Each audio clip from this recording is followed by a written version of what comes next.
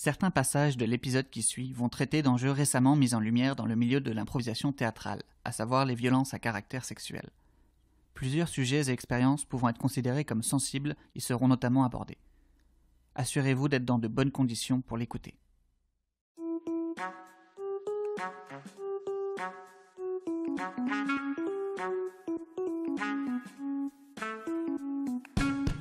Impro blabla.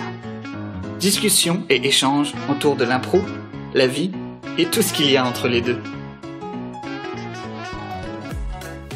Bonjour à toutes et bonjour à tous, bienvenue pour ce nouvel enregistrement d'Impro Blabla, le podcast où on discute d'improvisation et de tout plein de sujets transversaux. Aujourd'hui, on va aborder une thématique un petit peu particulière, parfois certains pourraient la considérer comme tabou, mais on va démystifier un petit peu tout ça puisqu'on va parler de sexualité et improvisation pour aborder sous différents angles en la présence de deux invités que je vais m'empresser de vous présenter. On va commencer ça avec Lisa Godin. Lisa Godin, improvisatrice à la Galaxie, mais également sexologue privée. Bonsoir Lisa, ça va bien? Allô Armand, mais oui, merci de m'avoir invité, c'est un honneur. Merci d'avoir accepté d'être là. Donc, tu travailles donc au privé, mais également en collaboration avec une plateforme qui s'appelle Sexualis. Oui. Et également, nous sommes en présence d'Alexina Gilbert, également improviste à la Galaxie, et notamment instigatrice du regroupement RUDES contre la violence sexuelle en improvisation. Alors, bonsoir Alexina, ça va bien? Oui, ça va bien. Merci de m'avoir invité ce soir. Merci à vous deux encore une fois. Comme je l'ai mentionné, on va aborder cette thématique-là. On va se mettre à l'aise et en parler de manière adulte, parce qu'on est là pour ça. Donc, improvisation et sexualité, quels sont les liens entre ces deux notions? Et j'aimerais commencer par une question très basique. Les blagues de sexe en improvisation, on en entend relativement régulièrement. Pourquoi est-ce que ça fait rire et pourquoi est-ce qu'on a si tendance à les voir et les entendre? Comme tu l'as mentionné tout à l'heure, je joue à la Galaxie, comme avec Lisa, et c'est un terrain sur lequel on voit beaucoup, nous, les blagues sexuelles à la Galaxie. Puis je pense que c'est pour plusieurs raisons. Premièrement, on aime ça jouer à la Galaxie autour du malaise, puis rendre la personne mal à l'aise. La personne se rend compte qu'elle est mal à l'aise et ça la fait rire. Puis je pense que ça, on est bien avec ça. Il y a un peu une question aussi de libération. Moi, dans ma tête, en tant que femme, quand je fais ces blagues-là, j'ai l'impression que j'ai un peu un pouvoir sur tout d'un coup là-dessus, de choquer un peu sur c'est quelque chose que j'aurais pas pu dire sûrement dans d'autres situations. Puis, tu sais, de voir la réaction des gens, c'est quelque chose que j'aime beaucoup. Mais je pense qu'il y a vraiment une façon de le faire comme il faut. Tout en impro se retourne autour de la réaction. Puis je pense qu'avec la sexualité, c'est facile de faire réagir, soit positivement ou négativement. Fait que c'est un go-to qui est assez facile. Mais la sexualité, on parle beaucoup de sexe à la Galaxie parce que c'est burlesque, là. C'est très dans l'exagéré, la catharsis, on montre des tabous puis des choses qu'on devrait pas montrer, mais on le montre avec, je trouve, beaucoup de charme. On est à l'aise d'aller dans les tabous. Mais oui, il y a une façon de le faire. Il y a une façon de le faire, mais ça a du bon de montrer la sexualité en impro, au théâtre, au cinéma. Tu sais, c'est un média, là. Fait qu'il on peut pas avoir ce tabou-là, là. C'est important de le montrer. Mais pour avoir été dans d'autres ligues, puis d'avoir été dans d'autres situations où des impros de sexe ont commencé, ou des blagues de sexe ont commencé, je sais que j'ai pas toujours eu le même confort à ce que j'ai maintenant, puis je pense pas que c'est nécessairement par rapport à la personne que je suis, par rapport au confort dans lequel j'étais. De faire une impro de sexe avec une personne que je connais pas, puis je suis pas sûre qu'elle va respecter mes limites, puis je suis pas sûre qu'elle va se questionner sur mes limites, puis je suis pas sûre si elle le fait à mon dépens ou avec moi, tu sais, d'être dans un tournoi d'impro, tu connais pas la personne qui est devant toi, puis il te prend par les hanches, puis il décide qu'il fait une impro sexuelle, puis je connais pas cette personne-là, je vais avoir probablement un malaise, parce que je suis pas sûre qu'il est à l'écoute de ce que je vais vivre. Puis je me dis, si jamais j'essaie de mettre une limite, est-ce qu'elle va être respectée? Tandis que quand je joue avec mes amis ou des gens avec qui je joue depuis longtemps, puis que j'ai confiance en ces personnes-là, je sais que je suis capable de tracer une ligne puis qu'elle va être respectée, cette ligne-là. Fait que même dans le gag d'impro sexuel à la direction, on est capable d'aller loin, mais je suis capable d'accepter, moi, d'aller plus loin parce que je me sens en confiance avec cette troupe-là ou cette ligue-là, je me dis, OK, ici, je me sens assez en confiance pour me dire, je suis en sécurité, tu sais. T'as raison. Il y a une différence à faire au niveau de la sexualité représentée en tournoi, entre équipes, puis en ligue. Puis c'est à la fois un pouvoir.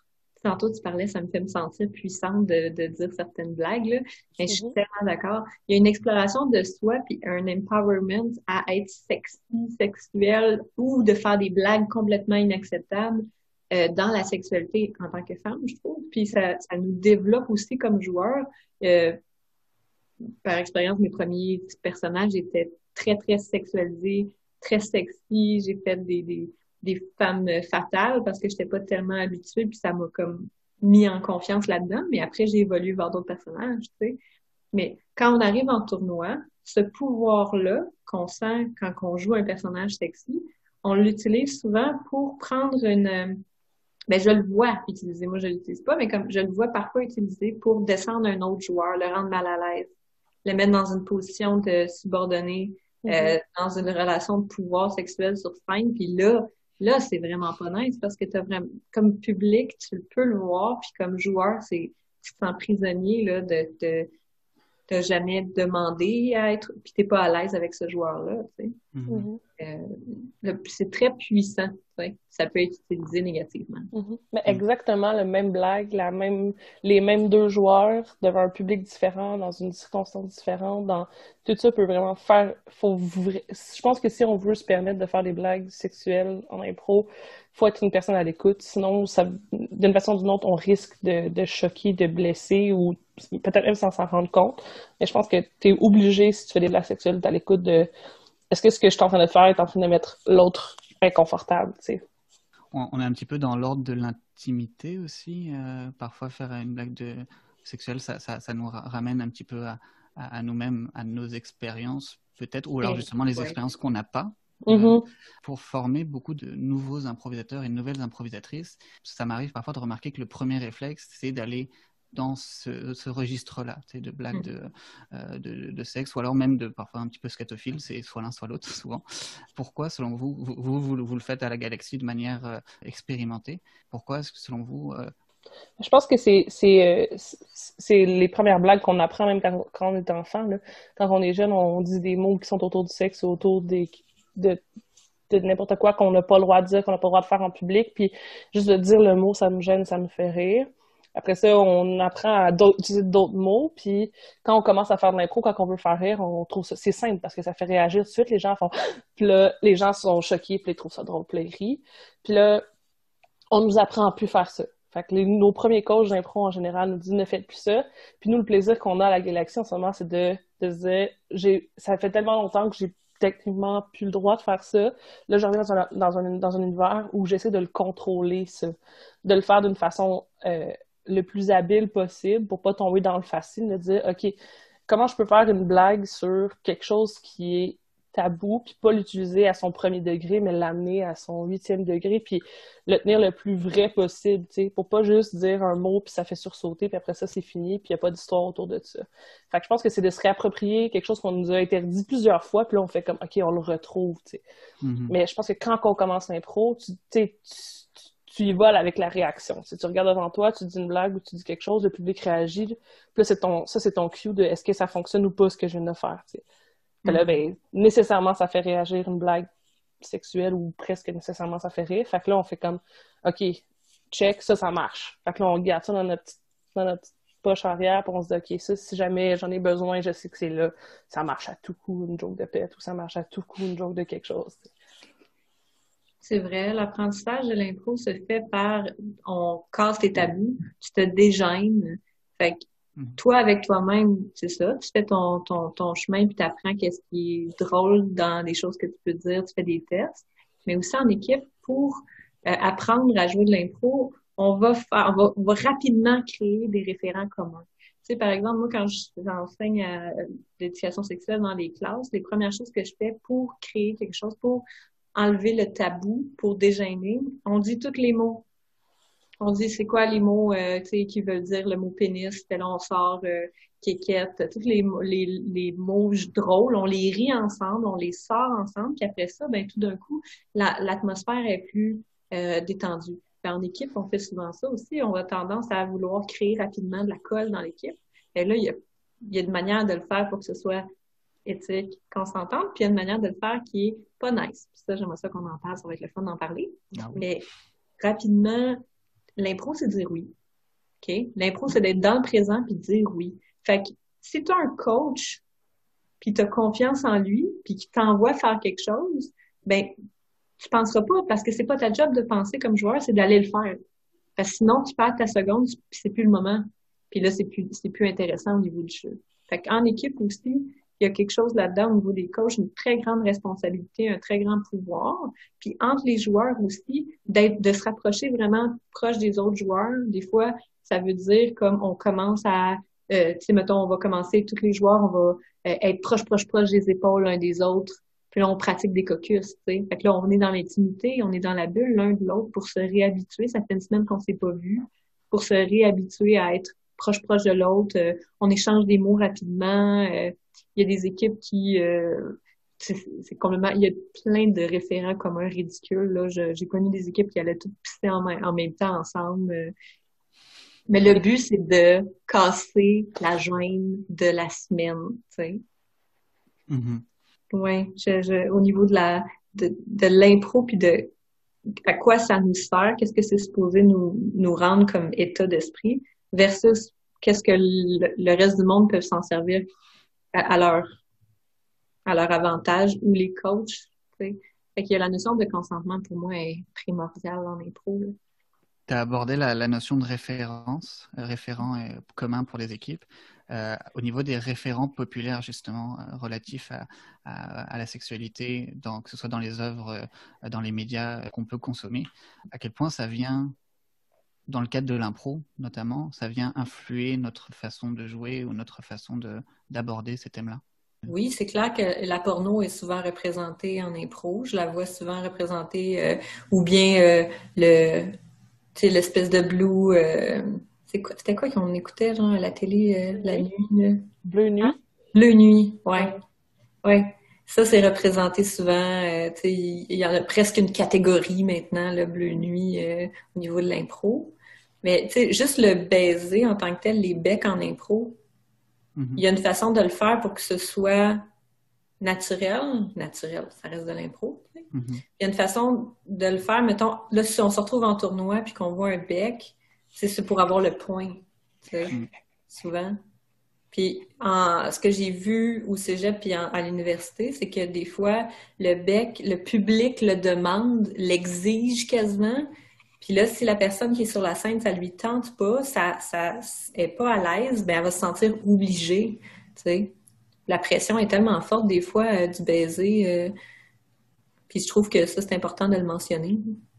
Mais puis tu sais, c'est tout dépendant de ton style d'impro. S'il y a quelque chose dans lequel tu es inconfortable, tu peux soit t'en tirer super bien puis utiliser ce malaise-là puis puncher dessus, ou si t'es un... Tu sais, puis il y a certains styles de joueurs que leur style, c'est moins le punch, ou leur force, c'est moins le punch, puis qu'ils se ramassent pris dans un coin à ce moment-là, puis qui ont moins de facilité, moins de façon de s'en sortir de cette histoire-là, sans briser l'impro. Fait qu'ils vont juste accepter, dire, bon, si je fais pas ça, l'impro est cassée, ou il y a un malaise, tandis que, tu sais, moi, je sais qu'en vieillissant, puis en apprenant certaines techniques d'impro, il y a un moment donné où, quand j'étais dans ces malaises-là, je savais que j'étais capable de m'en sortir avec certains punchs ou avec certaines réactions, puis je me disais, tu sais, c'est rare maintenant en impro que je me sens plus en sécurité. Tu sais, si j'ai l'impression que quelqu'un est dans ma bulle, si j'ai l'impression que quelqu'un respecte pas mes limites ou qu'il vient jouer, tu sais, autant sexuellement, mais aussi en parlant fort, en étant physiquement agressif ou des trucs comme ça, je suis rendue avec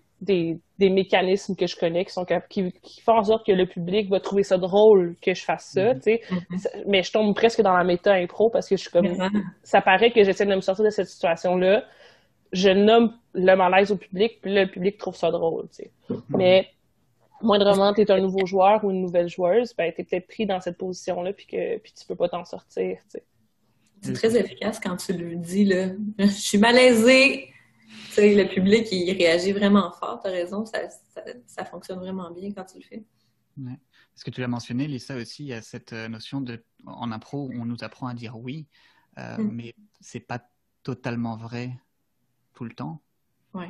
De plus en plus, que ce soit en atelier ou en spectacle, arrêter une scène quand tu sens qu'il y a quelque chose, est-ce que c'est quelque chose qui devrait être plus pratiqué, par exemple? Tu sais, tantôt, Alexina a parlé d'avoir confiance en son équipe, en la ligue dans laquelle elle est. Elle a confiance que il y a des choses qui vont bien se passer, puis qu'elle va pouvoir avoir des blagues, puis d'avoir confiance en ses collègues d'équipe, puis avec son coach, des fois s'il y a un coach. Moi, je pense que c'est vraiment important. Il y a comme une hiérarchie en impro, là, tu sais, les joueurs qui sont là depuis longtemps, les coachs, les capitaines. Il y a vraiment une hiérarchie puis un pouvoir qui s'exerce là-dedans, tu sais. Puis quand tu rentres dans une équipe, le consentement, pour moi, c'est de se dire comme les autres joueurs ne me forceront pas à faire quelque chose que moi, j'ai pas envie. D'avoir confiance, tu sais.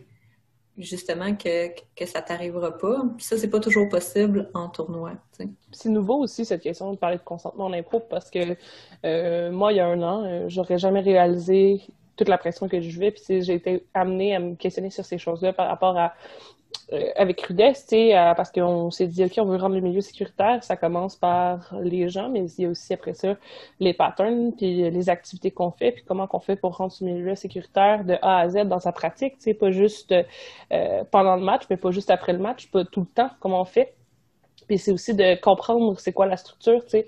Puis je pense que ça passe par la formation, puis d'expliquer aux jeunes femmes puis aux jeunes hommes, aux filles et garçons qui commencent à faire de l'impro, à expliquer, hey, voici des patterns qui vont exister devant toi, comme il y a une hiérarchie, elle existe, puis t'es pas obligé de t'y plier, puis il y a ci, puis il y a ça, tu sais. Puis ça tombe bien parce qu'on parle de sexualité aujourd'hui, mais moi je sais qu'en tant que femme, sans m'en rendre compte, je voyais que c'était un boys club. Puis pour m'y joindre, ben moi, je me disais, la séduction, c'est la meilleure façon de me rendre là. Tu sais. Je voyais que la majorité des gens qui réussissaient ou qui étaient bons autour de moi, c'était des gars. Je me disais, OK, comment je fais pour entrer dans le cercle de ces personnes-là? Ben, quand tu es une fille, la façon la plus simple, c'est la séduction. Tu sais. Puis en général, je devenais le chum de gars. Là. Je n'aimais pas la blonde ou quoi que ce soit de ces gars-là, mais ça commençait par une game de séduction qui n'était pas nécessairement vers la sexualité, mais qui tournait toujours autour de la sexualité. Puis mon point, c'est de me dire, bon, ben si je veux jouer dans ces ligues-là, ou si je veux me rendre à ce point-là, ou si je veux être amie avec cette personne-là qui semble intéressante, tu sais, ben il faut que je faut que je trouve une façon d'être amie avec telle personne. Puis ben c'est bien plus facile dans une relation homme-femme de passer par la séduction que passer par une relation d'amitié de base. En tout cas, c'est les outils que j'avais, moi, c'était bien plus facile de passer par là. Fait que rapidement, puis tu sais, dans le milieu de l'impro, moi j'ai commencé au secondaire, cégep, puis après ça j'ai continué, mais ma vie sociale au complet, c'était l'impro. Tous mes amis faisaient de l'impro, puis les gens que je voyais à la fin de semaine faisaient de l'impro. Toute ma vie, c'était l'impro. Fait que nécessairement, ma sexualité, c'était l'impro. T'sais. Fait que très rapidement, c'est sur là qui se colle. Puis si on les nomme pas quand les gens commencent, puis que les gens se rendent pas compte. Tu sais, moi, si on m'avait expliqué ces phénomènes-là quand j'étais jeune, peut-être que j'aurais été moins pris dedans. J'aurais pu comprendre au moins, ou accepter que j'étais dedans, puis dire, j'accepte de me rendre jusque-là. C'est tellement tout important ce que tu viens de dire. Là. Je suis comme oui, à tout, oui. C'est le fun de faire un podcast avec toi, t'es tout le temps d'accord avec moi. À l'extérieur, mais là, oui. Là, oui, genre, ça nous est arrivé de ne pas être d'accord, mais Colin, là, quand on parle de qu'est-ce que tu veux que je te dise? Tout ce que tu dis, c'est vrai. Fait que là, je suis d'accord. La formation de base, là, l'éthique de base en impro, c'est tellement primordial pour les joueurs et pour les coachs. T'sais. Pour moi, c'est comme... c'est vrai que ça a vraiment pas toujours été le cas. Il y a plein de coachs au cégep ou au secondaire ou même à l'université, des coachs qui sont pas formés au niveau de l'éthique. Là. C'est vrai que ça n'a jamais été vu avant. On prenait pour acquis que le monde ne prendront pas avantage. Mais tu sais, prendre avantage de ton rôle, puis prendre avantage de ton pouvoir comme coach ou comme joueur, quand tu es un bon joueur, là, tu sais, c'est dur à cerner. Qu'est-ce que c'est? T'sais? Est-ce que c'est de choisir telle fille dans ton équipe parce que tu la trouves de ton goût? Est-ce que c'est de avoir une date avec tes joueuses? Est-ce que c'est de, tu sais, Puis même, je pense qu'il y a des gens puis tu sais, comme tu dis, c'est caché, mais des deux sens, tu sais, je pense que autant les personnes qui sont impressionnées vont vers les personnes impressionnantes en se disant, non, pour de vrai, je suis totalement rationnelle en ce moment et cette personne me plaît. Puis dans l'autre sens aussi, tu sais, l'autre sens, la personne ne se dit pas hey, je suis pour cette personne-là super impressionnante parce qu'en tant qu'humain, tu te considères pas comme impressionnant quand tu fais tes coachs d'impro. En tout cas, moi, quand j'ai été coach d'impro, ça m'a pris du temps avant de réaliser l'impact que je pouvais avoir sur mes joueurs et joueuses. Tu sais, des fois, je disais des choses, puis là, genre, dans un souper, avant un match, tout le monde parle, puis là, je fais comme et tout le monde se tait, puis là, je fais oh, ça, c'est un pouvoir que j'ai pas dans aucune autre sphère de ma vie. De juste faire surtout entouré du monde d'impro. D'habitude, entouré du monde d'impro, faut que tu donnes 2 coups de poing sur la table puis tu hurles avant quelqu'un que t'écoute. Là, je fais juste faire puis j'ai 6 personnes qui se retournent vers moi puis qui sont captivées par ce que je vais dire. Puis de réaliser que ça, c'est un pouvoir, tu sais. Puis même si je fais pas leur coach, si en tant qu'humain, je suis en tant qu'improvisatrice, je suis dans une pièce, puis je fais juste puis tout le monde se tourne vers moi pour m'écouter. Faut que je prenne conscience que ça, c'est un pouvoir. Ça veut pas dire qu'à partir de maintenant, toutes les relations que j'ai autour de moi, c'est des relations malsaines, puis que si je sors avec quelqu'un, j'en profite. Mais si je prends conscience de ça, puis que j'essaie de m'assurer que la personne devant moi est pas hypnotisée d'une certaine façon, puis qu'elle est vraiment dans une situation d'égalité, ou que j'essaie de déconstruire cette échelle-là pour me rendre à son niveau, c'est quelque chose d'autre, tu sais. Mais je pense qu'il faut que les gens se rendent compte que il n'y a pas juste des relations d'autorité, il y a des relations d'influence aussi qui existent. Puis ces relations-là, il faut les nommer, puis il faut se rendre compte de ce qui se passe. Mais c'est dur de dire, d'expliquer à quelqu'un, ouais, ben toi, parce que ça fait 4 ans de plus que tu es dans la ligue, cette personne-là, ben, il va falloir que tu déconstruises certaines choses avant de pouvoir te lancer avant de considérer que tu es égal. Oui. Ben, c'est un apprentissage, vous comprenez, là, comprendre ce processus-là. Puis ça existe dans tous les rangs d'impro. Oui. Mais tu sais,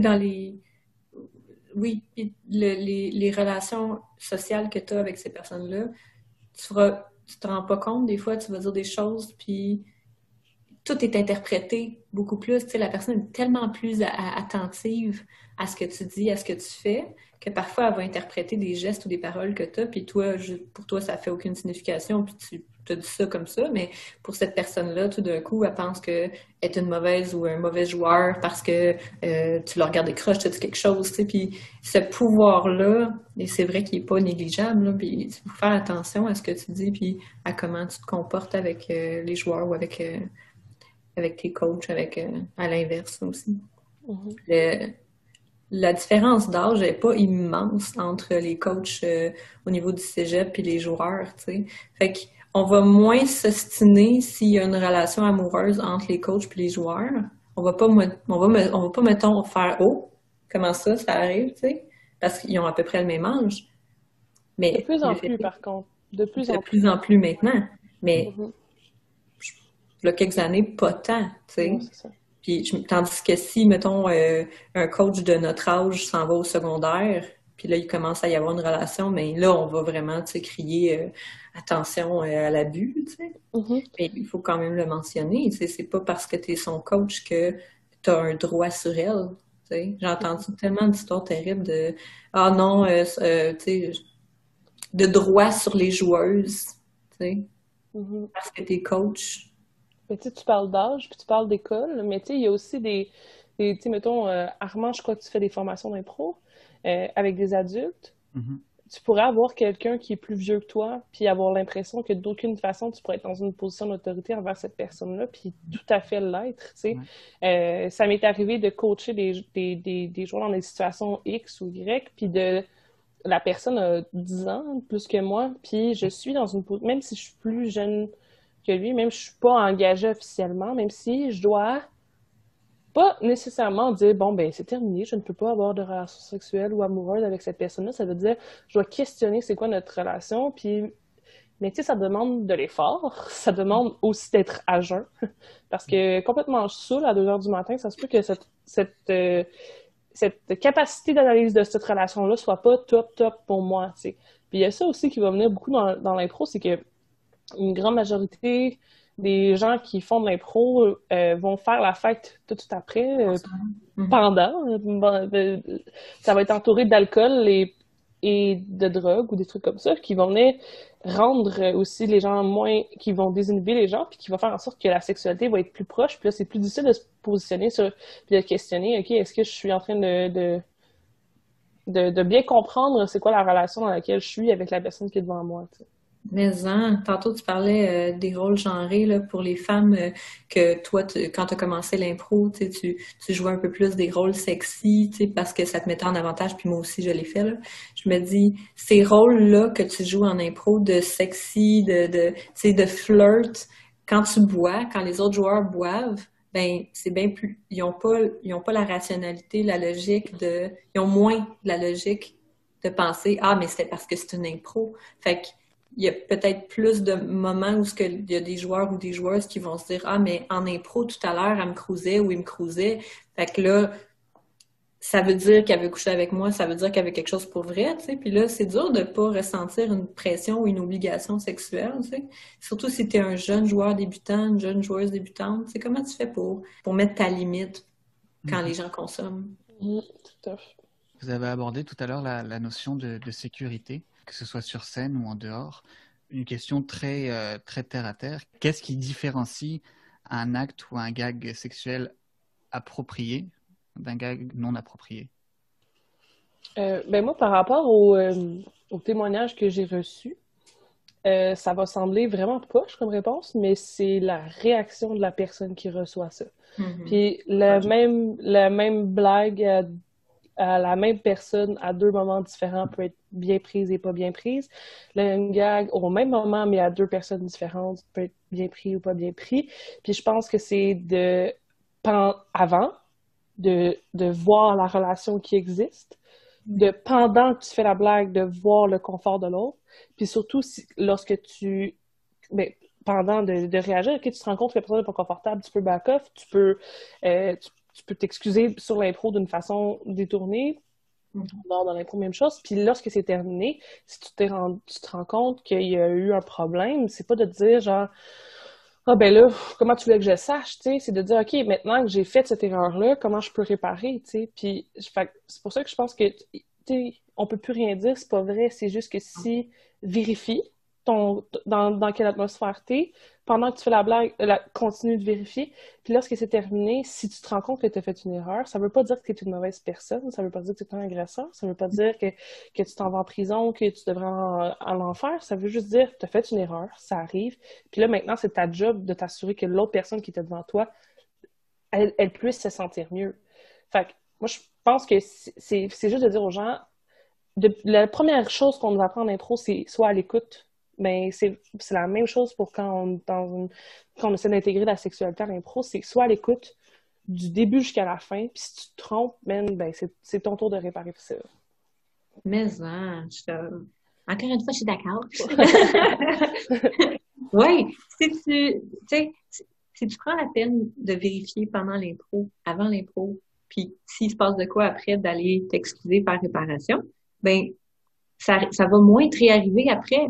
T'sais, ça peut être utile dans tellement de sphères de ta vie. Si tu apprends à décoder, parce qu'il y en a des signaux visuels, même figé, c'est un signal visuel. Si la personne en avant de toi fait plus rien, puis que d'habitude elle est verbomotrice, d'habitude elle bouge bien, là, tu te demandes, il y a de quoi se poser une question. C'est la même chose que, justement, tu peux transférer ces skills-là que tu as appris au niveau des connaissances au non-verbal, analyser le non-verbal de la personne, les mots, puis le ton de voix, puis ta respiration, puis quand elle cligne des yeux, tu peux t'en servir après dans tes relations sociales, dans tes relations en amour aussi, tu sais, de savoir quand la fille en avant de toi, c'est oui, ou c'était oui tantôt, mais là, c'est peut-être. C'est la même chose. Même affaire. Fait que tu ne seras jamais perdu, tu sais. Si tu l'apprends, tu ne te diras pas, mais j'ai fait tant d'heures d'études pour rien. Si jamais tu arrêtes l'impro, tu peux t'en servir à d'autres places. Et est-ce que ça peut s'appliquer également à titre de spectateur ou spectatrice? C'est-à-dire que si je vais voir un spectacle, puis sur scène, il se passe des choses que moi ou que quelqu'un n'est pas forcément à l'aise, comment est-ce qu'on peut gérer cette situation également? Tu veux-tu répondre, Alexandre? Comme ça, c'est moi qui vais être d'accord avec toi. Comme public, tu peux exercer ton empathie De la même manière que comme joueur. Tu sais, c'est sûr qu'il y a des joueurs qui vont bien rebondir s'il se passe de quoi, mais si tu vois que la joueuse, le joueur, parce que ça arrive aux joueurs aussi, est vraiment mal à l'aise face à ce qui vient de se passer, mais Colin, juste d'aller voir, même si tu le connais pas, dire « Hey, t'es-tu correct? Tantôt, j'étais malaisée pour toi. J'ai senti que t'étais... C'est-tu moi ou c'était-tu un rôle où t'étais vraiment mal à l'aise? Parce que si oui, moi, j'ai senti aussi que c'était pas tout à fait correct ce qui vient de se passer. Tu veux-tu en parler? C'est-tu correct? D'aller vérifier, même si tu connais pas la personne, des fois, ça fait valider qu'est-ce que la personne se demande. Parce que si toi, tu te poses la question, peut-être qu'elle ou lui aussi, il est en train de se demander. J'en ai plein des clients qui me contactent en me disant, c'est-tu normal si? C'est une des questions les plus demandées. C'est-tu normal si? Puis c'est pas juste en parlant des organes génitaux, là, des couleurs, whatever. C'est vraiment plus comme, c'est-tu normal que je me sente mal à l'aise si c'est passé telle affaire? Ben, des fois, puis la plupart du temps, non, tu sais, c'est pas normal, puis tu fais bien d'en parler, puis de se faire valider, ça s'appelle la validation, de se faire dire, c'est quoi, non, puis t'as raison, puis ton sentiment était correct. Mhm. Déjà, tu viens de faire du bien à la personne, tu sais.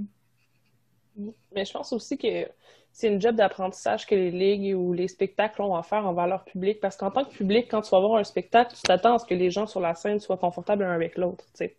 Puis comme on disait tantôt, c'est une question de, tu sais, s'il y a une joueuse qui joue bien ou un joueur qui joue bien puis qui cache son inconfort, ben, en tant que, mettons, arbitre, ben, je pense que tu es supposé être capable de lire ce genre de situation-là puis de sévir, tu sais. Le seul truc, puis moi, en tant qu'arbitre, j'ai toujours ce malaise-là, c'est comment bien sévir Ouais. pour pas mettre, tu sais, mettons, pour mettre plus d'accent pour que la personne revive ce qu'elle vient de vivre. Tu sais, mettons, moi, je suis sur une impro, puis il y a quelqu'un qui est violent ou malaisant ou quoi que ce soit avec moi, puis que l'arbitre, après ça, fait comment on va donner une pénalité pour ça. Ben là, tout d'un coup, ça veut pas, ça met un peu le spotlight sur moi. Fait il y a une façon de le faire, d'éduquer, tu sais, puis ça peut être juste, au lieu de donner une rudesse, c'est de donner un manque d'écoute, tu sais, de dire, ben écoute, la personne t'a fait des signes pour montrer qu'elle est plus intéressée, puis t'as continué.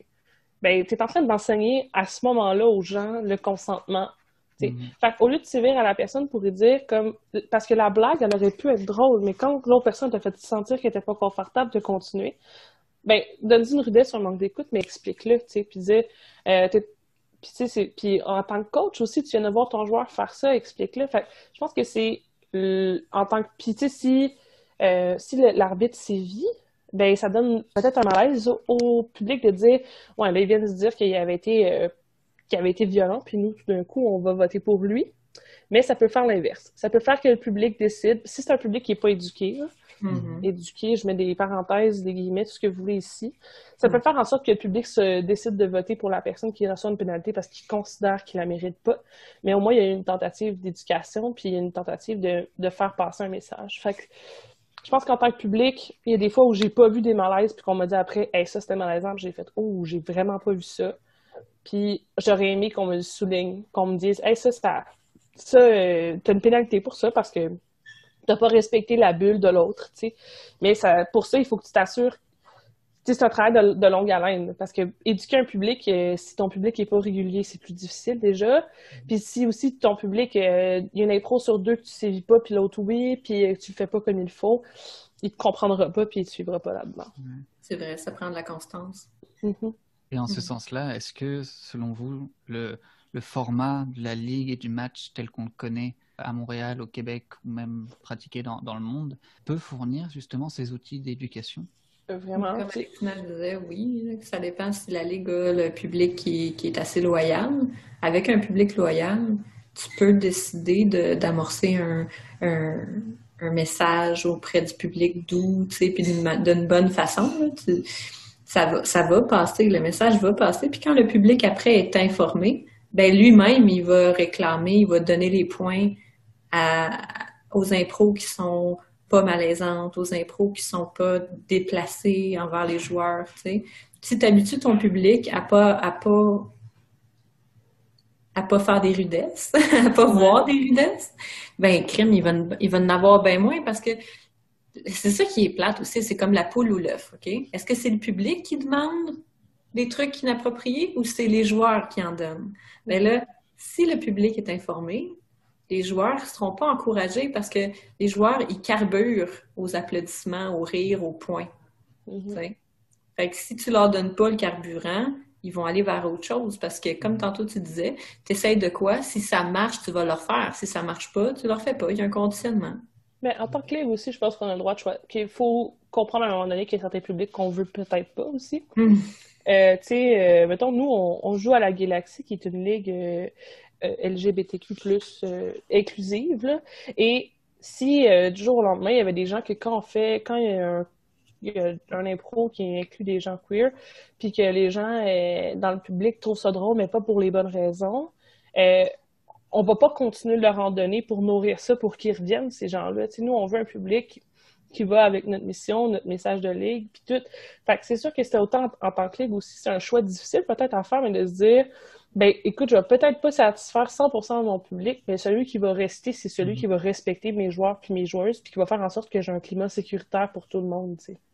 Oui, vraiment. Puis tu sais, le public des ligues d'impro, quand on est chanceux, il y a aussi beaucoup de joueurs dans la salle, tu sais, qui viennent voir les matchs, qui sont là, qui encouragent les autres. Fait que de bien éduquer ton public en tant qu'arbitre, ben tu vas avoir aussi d'autres joueurs qui apprennent. Tu sais, tu les formes, les joueurs, direct, parce qu'ils sont là dans le public à écouter en même temps. Donc, on parle justement d'éducation et de communication. Ça fait partie des missions de RUDES, dont tu es l'instigatrice, Alexina. Il s'est passé notamment pas mal de choses cet été. Si vous faites partie du milieu de l'improvisation, vous en avez sans aucun doute entendu parler. Quel a été l'objectif à terme de ce projet? Elle n'a pas toujours été le même parce qu'au début, c'était un objectif qui était le mien, dans le sens que j'étais avec des amis, puis tout d'un coup, on s'est mis à avoir des témoignages, un témoignage de personnes d'impro, puis on s'est mis à discuter de ça. Puis je suis revenue chez moi le soir, puis là, je me suis mis à en trouver d'autres, puis être en colère. Puis au début, mon but, puis si on lit mes statuts à ce moment-là, mon but, c'était de sacrer le feu, de mettre dehors tout le monde qui était problématique, puis de recommencer un nouveau milieu d'impro propre. Puis après ça, mes émotions se sont calmées, effectivement, puis j'ai décidé de rationaliser et de me demander comment je fais pour vraiment modifier ce milieu parce que j'étais pas juste en colère, j'étais déçue de quelque chose que j'aimais. T'sais, moi, l'impro, ça fait sûrement 15 ans que j'en fais, puis ça a construit la personne que je suis. Fait que je sais que c'est pas juste du négatif, mais j'en voyais beaucoup. Puis je me disais, je sais que ça part de loin. Je sais que le problème, c'est pas les ligues où je joue. Je sais que les problèmes, c'est pas 6 personnes. Je sais que le problème, c'est comment c'est construit. Puis on a encore en ce moment dans nos demandes que les gens qui ont causé du tort se retirent du milieu pendant un moment, mais c'est pas parce qu'on veut faire un ménage puis brûler du monde, c'est parce que on veut que les personnes qui font de l'impro puis qui ont été victimes de quelque chose se sentent en sécurité. Fait qu'on veut que ces gens-là s'enlèvent. Mais ce qu'on veut, c'est que quand ces gens-là, qu'un jour ces gens-là ils puissent peut-être intégrer le milieu parce que le milieu va être tellement sécuritaire que même s'ils continuent d'être problématiques, ils pourront pas agir de façon problématique. Puis fait que nous, on veut passer par la formation puis par l'information. Puis c'est de dire aux gens, mais voici les patterns négatifs qui existent, voici tes droits, voici ce que tu mérites. Puis là, nous, on est beaucoup centrés, nos actions étaient beaucoup centrées vers les femmes, mais de plus en plus, on veut être inclusif vers un milieu sécuritaire pour tous, puis ça va pas juste pour la sexualité, puis pour la violence physique, ça va aussi pour la violence psychologique, ça va pour le racisme, ça va pour l'inclusion des personnes trans, ça va pour l'inclusion de tout le monde, puis ça va être par on est un milieu, puis on veut faire en sorte que tout le monde est bien, puis comment qu'on peut faire ça. Fait il n'y a pas d'autre façon que d'instruire les gens, puis on a été super chanceux parce qu'on a eu vraiment un appui à travers la communauté d'improvisation. Puis, tu sais, il y a eu un moment où je contactais des hommes qui avaient été problématiques, puis on me disait qu'ils étaient contents que ça existe parce qu'ils savaient qu'ils étaient problématiques eux-mêmes ou que le milieu l'avait déjà été, puis qu'ils savaient qu'il fallait que ça change. Puis, fait que j'ai vraiment senti qu'il y a un changement qui peut se faire. Puis ça, ben, tu sais, il y a un changement qui était amorcé avant nous parce qu'avant MeToo, il y a des gars de notre milieu qui ont réalisé qu'ils étaient problématiques puis qui ont fait comme oh shit, un moment donné, ça va me rattraper. Puis quand je les appelais, ils me disaient Ouais, je m'attendais un peu à ce que tu m'appelles. Je savais que ça allait arriver, puis j'en ferai plus d'impro jusqu'à temps que les gens soient prêts à ce que je revienne, tu sais. Fait qu'en ce moment, le milieu écoute. Fait que c'est le meilleur moment pour faire passer des messages. Puis c'est le meilleur moment pour les ligues de... Tu sais, nous, on est en train de créer une formation qui va être disponible pour tous, idéalement. On travaille avec des organismes communautaires qui nous aident à créer, à mettre ça sur pied. Puis, tu sais, faut que les ligues... faut que ce soit le problème de tout le monde, tu sais. Faut que les ligues décident c'est plus acceptable qu'il y ait des problèmes dans leur ligue, que c'est plus acceptable que quelqu'un connaisse pas la culture du viol, que c'est pas acceptable que certaines improvisations se passent. Puis ça, ben, faut que tout le monde mette la main à la roue, t'sais. Sinon ça changera pas. C'est vrai. Il faut créer un fonctionnement pour que si jamais ça arrive, il y ait des gens vers qui se tourner à l'intérieur de la ligue. Pas qu'il y ait à aller à Rudess à chaque fois, tu sais. Notre but, c'est vraiment de rendre les ligues puis les spectacles autonomes. T'sais. Notre but, c'est qu'à un moment donné, Rudess, ça soit juste une page Facebook qui ne sert plus à rien. Parce qu'on veut que les ligues aient tellement tout le monde a été formé que quand il y a des nouveaux qui rentrent, ben on leur explique comment ça fonctionne là-bas, puis c'est comme ça que ça fonctionne là-bas. T'sais. Puis on veut que il y ait des chartes qui existent. Fait qu'il n'y a pas personne qui vient m'appeler me faire comme hey, on a un joueur, puis il y a telle situation. Mais tu sais comment tu vas faire parce que maintenant, tu as une charte qui t'explique exactement c'est quoi que tu fais dans telle ou telle procédure. T'sais. Puis on veut aussi que les joueuses n'aient pas l'impression que leur seul recours, joueurs et joueuses, aient l'impression que leur seul recours, c'est aller à la police ou sinon qu'ils avalent leurs problèmes. Ouais. On est capable, en tant que milieu d'impro, de choisir que nous, la limite de l'acceptable, c'est des bons humains. Genre, si t'es une marde, peu importe si criminellement c'est pas correct ou pas, t'es pas bienvenu dans notre milieu, tu sais. Fait que, moi, mon but, c'est ça, c'est de créer une espèce de cours interne à l'intérieur du milieu d'impro qui dit on a choisi des nouvelles limites qui sont peut-être plus sévères qu'ailleurs, mais c'est comme ça qu'on veut agir. Puis si on met ça, nous, en place, on n'aura pas besoin que rien d'autre existe à part peut-être du soutien psychologique, t'sais.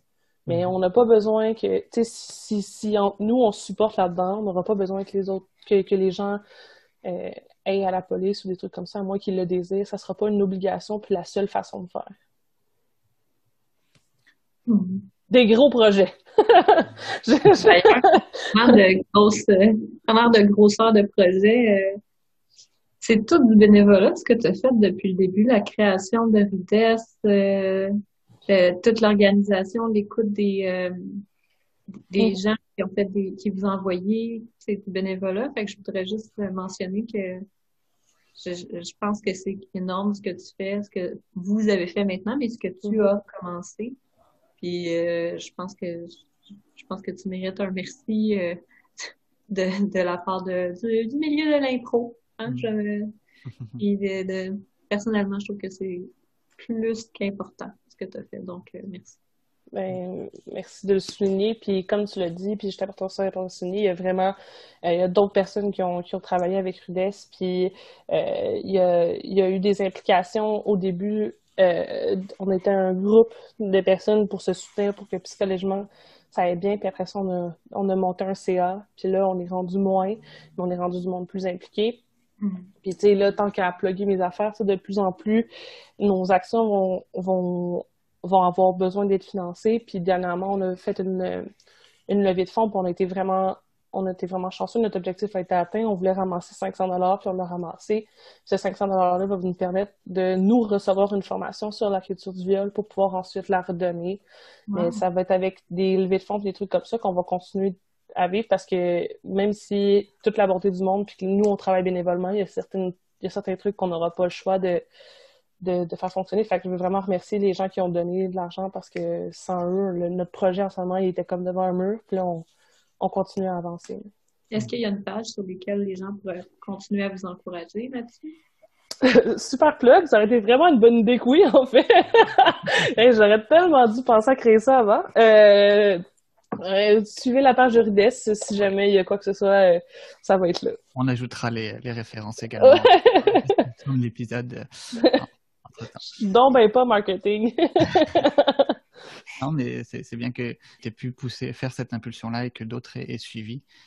C'est d'utilité publique au final, pas que dans le cadre de l'improvisation, mais dans le cadre de la vie citoyenne. Puis si l'improvisation est un médium parmi tant d'autres pour faire passer ces messages-là, tant mieux. Et puis pour prévenir certains comportements, parce qu'il y a plein de personnes qui se définissent à travers l'improvisation, pour qui l'improvisation aussi, c'est pas toute la vie, mais c'est une grosse part dans le développement. Il y en a beaucoup qui commencent à des très très jeunes, puis qui se développent à travers ça en termes social. Et acquérir ces comportements-là et acquérir cette culture-là, c'est primordial pour eux, justement, en tant que dans leur développement d'adultes. Ça prend des pionnières, tu sais, pour faire des mouvements, tu sais, puis c'est pas comme du jour au lendemain qu'on a eu l'avortement, qu'on a eu droit à l'avortement. C'est pas du jour au lendemain qu'on a eu le droit de vote. C'est pas du jour au lendemain qu'on va avoir nécessairement toutes les impros sécuritaires, mais c'est grâce aux mouvements qui se font qu'on a le droit d'avoir ça. Ouais. Mais tu sais, il y a aussi une des aspirations que j'avais pour ce mouvement-là, ce regroupement-là, c'était de me dire, si on réussit dans le milieu de l'impro, les autres milieux n'auront pas d'excuses, tu sais. Si on est capable de démontrer qu'il y a certaines formules qui fonctionnent si on met l'effort, si tout le monde, peu importe leur genre, peu importe leur passé, décide qui aide, ben on va être capable de démontrer, ben regardez, ça fonctionne dans ce format-là, vous pouvez essayer de le transposer dans le vôtre. Puis tu sais, le milieu de l'impro, ce qui fait sa force, c'est qu'on est du monde qui vient de tout horizon. Tu sais, il y a des gens qui sont de tout partout. Il y a des professeurs, il y a des médecins, il y a des artistes. Fait que si on est capable de prendre notre milieu à nous, qui regroupe des gens de partout, puis de les informer, puis de leur donner une base sur la sexualité saine puis sécuritaire, et j'espère que ça peut se faire en sorte que ça se répertorie dans le reste. Là. Tu sais, je sais pas de me faire la grosse tête puis de me dire qu'il va changer le monde, mais tant mieux si ça peut faire en sorte que on donne des outils à des gens qui vont utiliser dans d'autres milieux ensuite. Mais c'est pas rien, là. Ce que tu dis, c'est qu'il est jamais trop tard pour les autres milieux de le faire, les autres faire. Puis, s'il y a un groupe qui est difficile à mobiliser, ou un groupe où la plupart des gens ont un déficit d'attention parce qu'ils veulent tellement d'attention qu'il y a des joueurs d'impro. Come on! Si tu as réussi à mobiliser des joueurs d'impro, puis à avoir leur attention assez longtemps pour créer un mouvement, tu es capable de le faire dans d'autres milieux. Pour finir, est-ce que vous auriez éventuellement une recommandation pour se renseigner, que ce soit culturel, que ce soit éducatif, sur cette thématique, que ce soit la sexualité globale ou que ce soit justement de la prévention? Ben, moi, mettons ludique, puis je vais la laisser elle avec toutes ces affaires super intéressantes. Là. Mais moi, j'ai écouté la série sur Netflix Sex Education. Oui, j'avais une série tellement inclusive qui fait en sorte il brise, genre, la première épisode, t'es tellement rapidement inconfortable, puis il brise tout ça, puis après ça, t'es bien, puis t'es relax. Je pense que ça démontre une façon, tu sais, mettons, on parlait tantôt de ce qu'il y a une bonne façon de parler de sexualité pour que ça soit drôle, puis que tout le monde soit confortable. Si vous voulez savoir comment parler d'impro, comment parler de sexe en impro, écoutez cette série-là, je pense que ça délimite bien on peut tout faire si c'est bien fait, si c'est fait dans le but d'inclure tout le monde. C'est un génie dans ma tête de comique et d'inclusivité. Fait que au niveau de ça, Sex Education sur Netflix, c'est un bijou. Ben oui. C'est le fun, puis ils défendent les tabous d'une manière épique. Tellement le fun, cette série-là. Oui, d'aller chercher des formations si jamais, à la base de former tes coachs, former genre les arbitres, former les gens qui vont s'occuper d'autres gens. J'ai l'impression que c'est la base, là. Priorité numéro 1, former vos personnes en position d'autorité ou d'influence. Juste de leur mentionner, c'est quoi l'éthique, tu sais? C'est quoi avoir une position de pouvoir, d'autorité sur d'autres personnes, comme on en a parlé tantôt, là, ça prend pas la tête à Papineau, juste pour dire, hey, t'as un chapeau de coach, ça te donne un pouvoir. Avec de grands pouvoirs viennent de grandes responsabilités. Tu peux-tu checker, vérifier qu'est-ce que ça a comme influence sur les autres? Puis là, en tant que personne, en tant que joueur, en tant qu'amoureux, amoureuse, là, si on s'en va du côté plus personnel, je vous dirais, on gagne tout à chacun à vérifier où sont nos limites. Tu sais, où est-ce qu'elle commence ta bulle? Là? Je fais des guillemets avec mes doigts, là. Où est-ce que tu es confortable que les gens se tiennent par rapport à toi? Là, on est en temps de COVID, ça va être à 2 mètres, OK? Mais en temps de pas COVID, est-ce que tu es à l'aise avec les câlins? Est-ce que tu t'es déjà posé la question? T'aimes-tu ça, les câlins? Es-tu capable de dire oui ou dire non? Tu sais? Puis il y en a des joueurs qui n'aiment pas les câlins, puis il y en a qui ont le courage de le dire, puis il y en a d'autres qui sont pas à l'aise de le dire parce que tout le monde se fait des câlins. Tu sais? Bon.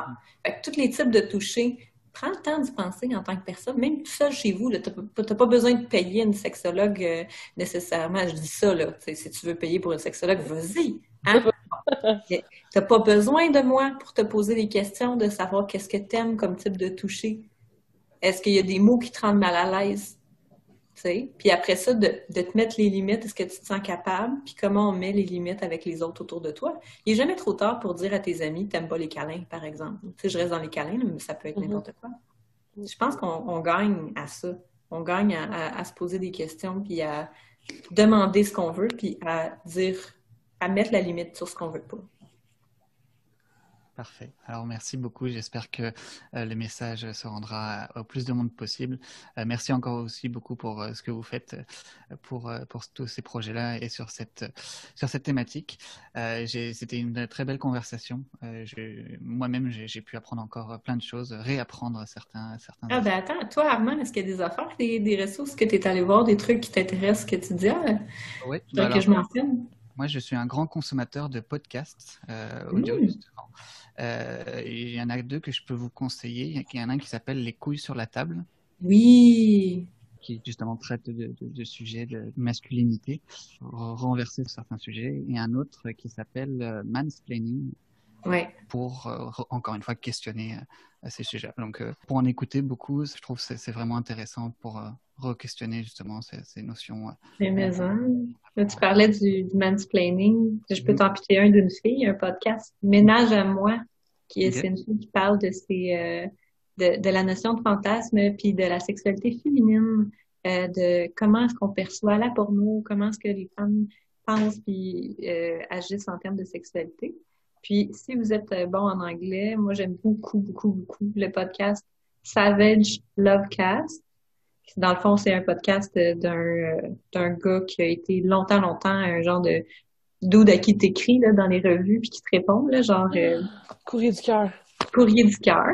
Oh my God, ma job de les rêve. gens lui font encore du courrier du cœur, mais cette fois-ci par des petits messages audio qui sont comme Hey Dan, ma blonde puis moi, Hey Dan, mon chum puis moi, tous les couples homosexuels, hétéros, donc du même sexe ou trans, tu sais, il est très, très inclusif, OK? Puis justement, c'est un genre de Janine veut savoir, mais avec un dude anglophone bien connu. Oh my God, je vais tellement écouter ça. Non, on vous conseille tout ça. Encore une fois, vous pourrez retrouver, si ça vous intéresse, retrouver tout ça dans la description. On va mettre tout plein de références. Alors, merci beaucoup d'avoir accepté cette discussion-là. On espère vous revoir très bientôt dans la vraie vie ou sur scène ou en dehors. Puis de continuer ces beaux projets et ces beaux mouvements. À très bientôt. Merci. Bye. Merci Armand. Bye.